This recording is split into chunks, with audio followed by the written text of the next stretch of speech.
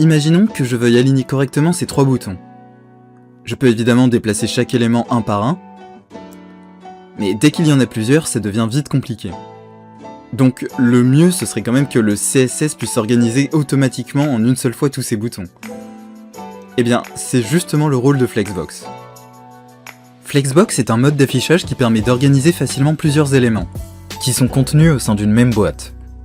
Lorsqu'on l'utilise, la grande boîte devient un conteneur Flex, et tous les éléments à l'intérieur deviennent des éléments Flex. Par défaut, Flexbox organise les éléments horizontalement. Pour choisir leur position sur cet axe, on utilise la propriété Justify Content. Par exemple, on peut les aligner à gauche, au centre ou à droite. On peut aussi répartir automatiquement l'espace entre eux. On peut aussi modifier leur position verticalement. Pour cela, on utilise la propriété Align Items. Par exemple, ici, tous les éléments sont alignés au centre de cet axe.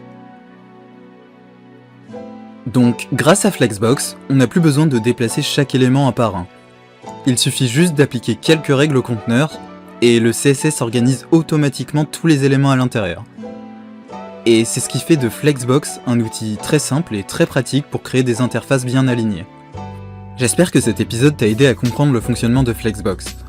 Et dans le prochain épisode de Dessine ton code, on découvrira Grid, qui est une autre méthode très pratique pour organiser les éléments d'une page web.